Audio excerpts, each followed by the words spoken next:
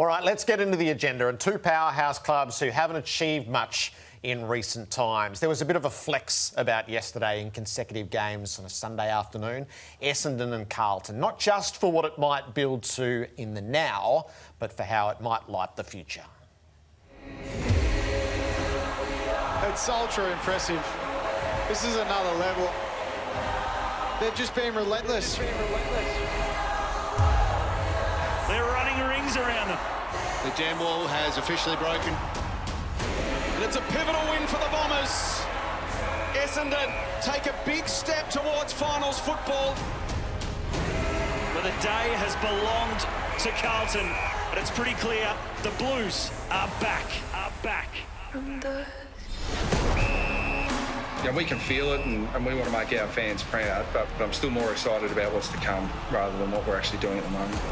I'm a believer in Brad's Bombers. This is a different Essendon team now. They now play with a lot of character and selflessness. They're tough. We want our supporters to get excited. I think we're playing some pretty competitive footy, but it's far from perfect. If we start to think ahead, you take your eye off what you need to focus on. If we were ever in doubt about what we needed to look like, we don't have that anymore. We're pretty clear on what we need to be able to get done in our game to make us play the best. This is the true Blues. It's basic, but it's brutal. Once you see it like that on the road, you have to subscribe. We had to sort of accept we were out a bit first before we could make any change. We've been able to turn a lot of that around, but we also know that, we've got a lot of work ahead of us. We're not taking anything for granted right now. And when these two teams perform like that, they are front page news. Too often for worse, but this time for the better, the Blues and the Bombers. So what does it all mean? Let's start, we'll go in chronological order. Okay. And Essendon, I do feel like this is what good to great coaching looks like as you build a system and put the layers in along the way, and you can see Essendon's progress through the various phases of the season. And your observation was it's never been, well, it hasn't been this good for a long time. 81 points and a half for football. Don't think Essendon have done that for a decade, might be longer. It was the best I've seen Essendon play for that long. It starts with the coach, the appointment of Zach Merritt as captain. At the time, people questioned it. Absolutely no one who knows anything about football is questioning that appointment right now. He leads by example. He's still working hard to win the ball, but he's working really hard to do the 1%ers in the game, the tackling, the chasing and the harassing. And when the captain's doing it, it seeps through the competition. I feel that Essendon are a very unselfish mob.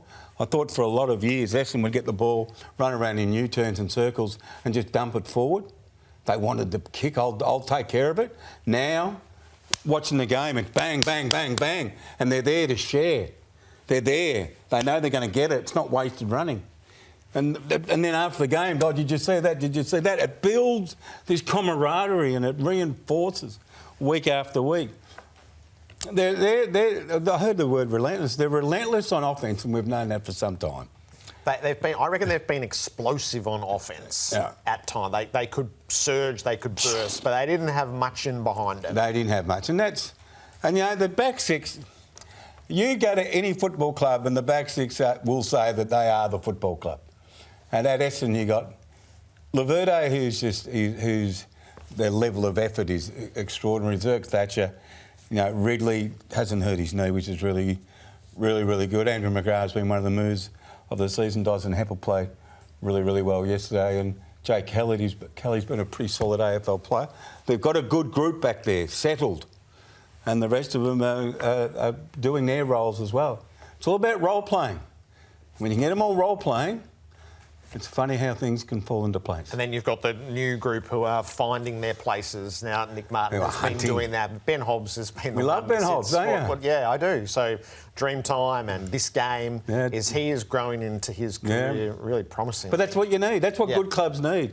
You need the established people to take control, which is happening. And you need the underneath to really push. You need the people in the middle to improve. And Brad Scott spoke about it after the game. I'm a development coach. I'm here to improve anyone. But there's no doubt that he's not going to say it publicly. They're in it to win it this year, Jared. There's no wasted years in footy. You're sitting at 5th spot at round 17. You're thinking you can win the flag. They're not going to say it. But the expectations clearly have risen externally, so why haven't they risen internally? So Merritt gives himself a chance to be a great Essendon captain from here. Yeah, oh, yeah, bloody oath. His establishment year. Yeah, bloody oath. He has been fantastic, a fantastic leader. Now, how do you judge leadership? Right, Zach's learned how to become a better communicator. You know, his hero was BJ. You know, BJ could be quite frank, and so can Zach Merritt. They could have put players off. But what Zach's been able to do, and we've monitored him for a couple of years now, Gerard, but especially this year, he leads by example on the field. He still talks a lot, but he's now leading by example. So when examples need to be shown in a review, here we go. This is what he's doing. What are you doing? What are you doing? And that's why a couple of weeks ago, Jake Stringer laid a tackle and a smother, and Brad made a big song and dance out of it. Zach does that 18 times a game, but because Jake Stringer about it, we put him up. There's the example. Bring everyone along. Bring everyone along. They're in a good spot. They've got this perfect game at the perfect time, I think. They've got Geelong in Geelong, but the setback they've had is Andrew Phillips has been cited for almost the closing play of the game, for the high bump, which does hark back to the way Lance Franklin was graded earlier in the season. The shoulder into the chin, the immediate hand up. Oh, I just didn't mean it. So careless, medium and high. I imagine Essendon will go and try to have that downgraded from medium to low. I don't think you're beating that. I don't think he's beating that. He chose to pump. Right? Just look at it. He went for him and got him in the head. And then immediate buyer's remorse immediately. Yeah. Unfortunately, he's been a solid contributor, Andrew Phillips, but he's going to be sitting for a week. Yeah, that's a huge challenge.